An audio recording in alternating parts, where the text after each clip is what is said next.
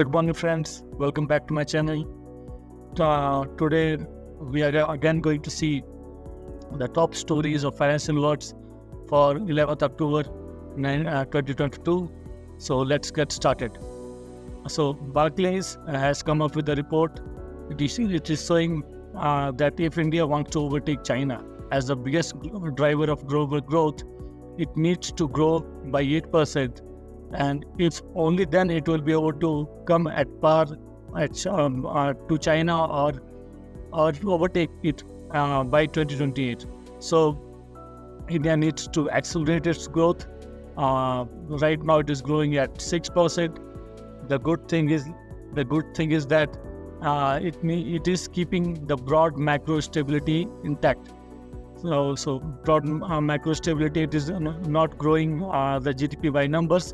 It is about keeping the inflation, the overall per capita income growth, everything intact. So India is doing that, but right now it is growing at 6% GDP, which it needs to accelerate to overtake China at least to 8%.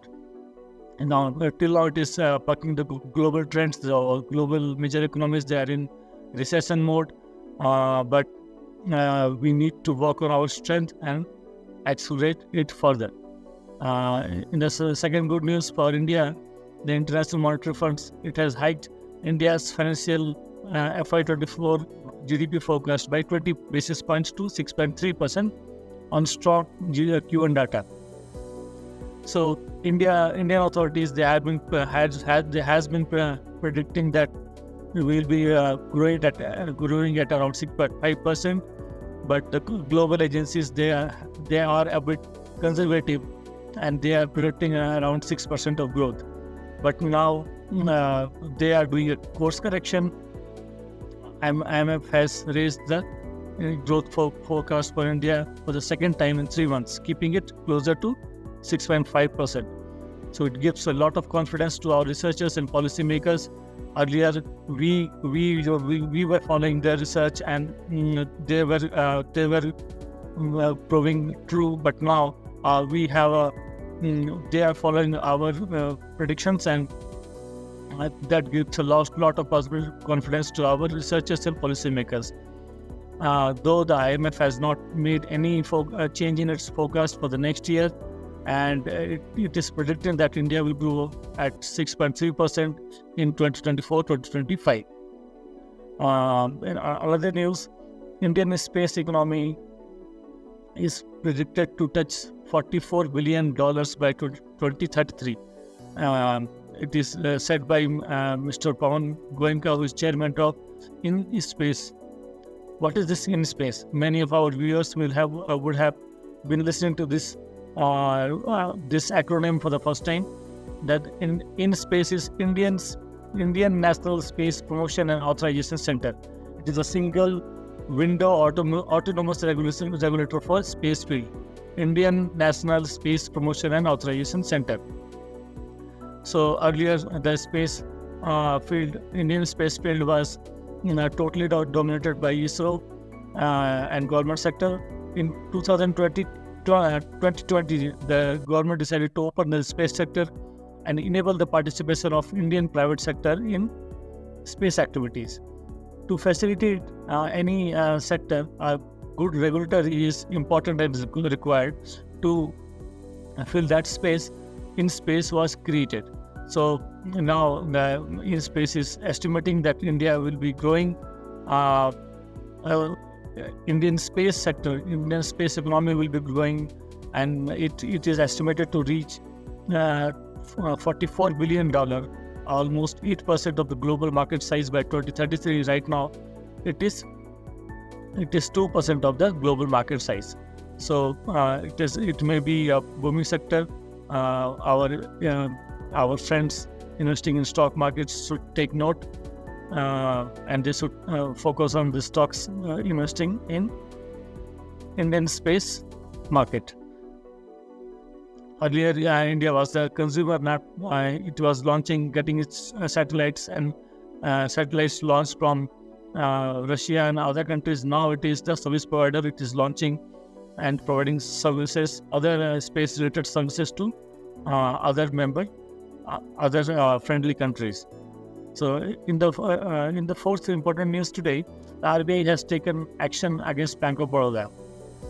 It has asked Bank of Baroda to stop any further onboarding of customers in its BOB World application, that is the mobile banking application of Bank of Baroda. RBI has said that it has received material supervisory concerns.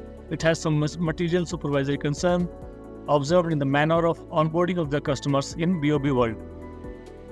So there has been many news reports and complaints from the customers as well as the staff of Bank of Baroda itself that higher management, they are using arm twisting tactics to get customers enrolled in BOB World application.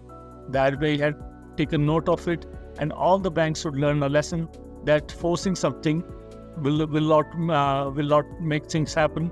Rather, it can bring a supervisory action, and also it can cause reputational loss to the bank. So they should make their applications more useful. They should educate the customers, but they should not be forced. So a lesson learning for all the banks. Now, another news from RBI. RBI has extended the PCA framework, that is Prompt Corrective Action Framework, to government NBFCs from October 1st, 2024. So now, till now, only scheduled commercial banks were under the PCA framework. It started in 2002 for them. In the early 2018, when there were a lot of problem in banking sector in India, there were almost 12 now banks under PCA framework. Of these, 11 were PSB. So you can imagine the problem. But now, RBI has extended this to NBFC, government NBFCs also, and it will be applicable from October 1st, 2024. So, what is PCA framework? To the benefit of our viewers, let me explain. RBI has mentioned 3 risk thresholds for applying PCA to NBFCs or bank. So, what are these threshold limits? In threshold limit 1, if the CRAR falls below 300 basis point, below the minimum required 15% for both deposit or non-deposit taking NBFCs. If it falls below 12%, then this is the bracket of first threshold. Tier 1 capital ratio drops to 100 basis point below the minimum required 8%. So if it goes to 6%, net NPA, that is NNPA ratio, increases above 6%. So this is the first threshold. If the second threshold, if the capital adequacy falls to further 300%, that is 15% minus 2 or 3%, that is 12%, then again 3%, that is 9%. So if the capital adequacy falls to 9%, second criteria, if tier 1 capital ratio drops to 200 basis point below the minimum required. So from 8%, now it has come to 6%. That tier 1 capital ratio comes to 6%. Then it will be eligible for second threshold. Net NPA rises above 9%. So in threshold limit 1, it was 6%. In threshold limit 2, it is 9%. Threshold limit 3 will be breached if the capital adequacy falls below 9%. So, and the second criteria, if tier 1 capital is less than 6% and net NPA rises 12%.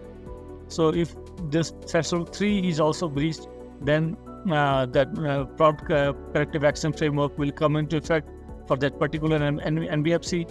This is a very welcome step because now there has been many defaults on NBFC's front, and the RBI is increasing its supervisory framework. The scheduled commercial banks, as we know, they are well regulated and there has not been many issues. But NBFCs, they have largely been unregulated and they have been escaping the supervisory reviews. But now with this framework, RBI is slowly and steadily encouraging and bringing them into their fold. So, welcome step by RBI. Axis Bank, along with 5, they have launched a numberless credit card. So 5, which was earlier known as early salary, also has announced that it has partnered with Axis Bank to launch India's first ever numberless credit card on October 10th, 2023. So why this numberless card is important? Because it will prevent identity theft. It will not have any card number, any CVV number, anything, or card expiry. Although all these details will be available online for the customers, they can access it through their website, but it will not be printed on the card. All the details will be stored in the chip on the card, so it will protect and make the card more secure. So other banks should try to emulate this idea. Now, banking fraternity in India, the banking sector in India is more concerned. Since the launch of 24/7 RTGS services, the banks are being forced to park money in SDF, that is standing deposit facility. Why it is? Because now since the RTGS services are going to maintain the clearing and reconciliation thing, they have to maintain more liquidity, which is possible only through standard deposit facility, because it is with RBI. But it has a downside also. It is that standard deposit facility is earning only 6.25% returns, whereas if this money is available with banks, they can park it in call money and earn more higher interest, around 6.770%. So this banking is already a thin margin business, and if RBI can address this around 50%, 50 basis point margin issue, it will be very beneficial for the banks. Now, government is trying to promote the semiconductor industry in India. Many companies that are partnering. Tata is also planning to jump on this bandwagon, and they're considering submitting proposal to government for semiconductor subsidy scheme. They're planning to have partnership with various global players, and they are planning to start venturing into various component supply chain in chip manufacturing. So if Tatas are going, they will go with a lot of research, and they will provide stability to the sector. We have to see how this pans out. Now, Indian embassies, they have been doing a very good work. The Indian embassy in Russia, they have identified and shared a list of priority consumer goods which can be imported from India. In 2022-23, Indian imports from Russia increased 368% year on year to 46.2 billion. It was primarily due to an increase in oil purchase, especially after the start of Ukraine war. Russia has been providing cheaper oil exports to India. So India has been buying, and thus this sharp jump is but the exports from India to Russia were at 3.14%. It was actually down 3.3%. So the trade deficit is growing with Russia. It was at $43 billion in 2023. So this due to this deficit, the ruble trade, which was started to skip the dollar sanctions, it was halted because a lot of Indian rupees were stuck in Russian banks. To solve this issue, India need to increase exports, and for this, Indian embassy has shared a list of consumer goods Russia wants to import. So Russia economy is a kind of a closed one. Not a lot of research is available to Indian exporters. So Indian embassy has done a very good job. It is a nice research work by them. It will help Indian traders to assess Russian economy and increase their exports to Russia. Hurrian One, like the Time magazine and other research firm, Hurrian is a global research, media, and investment group. It promoting entrepreneurship through its list and research. So they have published Korean One Wealth Research India Rich List 2023. For the first time, the Indians with a net worth of over rupees 1,000 crores, it has crossed a mark of 1,300 in 2023. And Mukesh Ambani has also overtaken Mr. Gautam Adani as the richest Indian. So these are two highlights of the report. For the state governments, the borrowing cost of the state governments is increasing. In a recent auction, it touched 7.68%. So the yield and the interest for the state governments, it is increasing. It indicates higher demand and higher risk awareness among investors. So investors are charging more interest from the state government owing to the higher demand from their side and higher risk awareness also, because they know there may be this time possibility of a default, so they are charging a premium for their investments. So this may cause an increase in budget deficits of state government due to higher interest payments.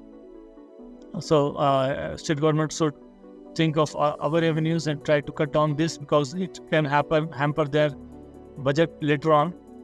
Good news for the central government. India's direct tax collection is up 18% year on year as of October. So from April to October 9, the India's gross direct tax collection has increased by 17.95% to rupees 11.07 lakh crore. So good news. As we know, there are very few people paying direct taxes in India. The most of the bulk of the revenues are being collected through indirect taxes. So if this segment of government's kitty is increasing, it will be good for the government and the economy. RBI is going to launch Bima Vahak norms, which will be effective from launch of Bima Vistar. So what is Bima Vistar? So Bima Vistar is a first of its kind, all-in-one affordable insurance product. So as we know that the insurance sector is very ill penetrated in India. Only 5% people are insured, and it has a vast possibility of expansion.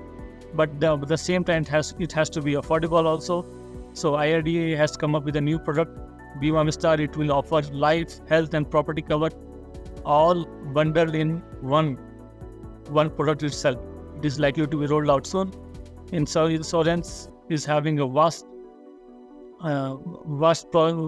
growth prospect in India, but till now it has been marred by poor regulatory supervision and reckless expansion and mis-selling especially by private players. So if IRDAI and this product is taken well by the customer, it will be very good for the insurance sectors and public in India. So these were the main finance news for today. I hope this will be helpful for your knowledge, stock market, stock picking. Also for our friends in banking sector, for the promotion exams upcoming in banking sector, it will be beneficial. Hope to see you soon tomorrow. By the time, take care, and please like and share this video with your friends. Thank you so much. See you tomorrow.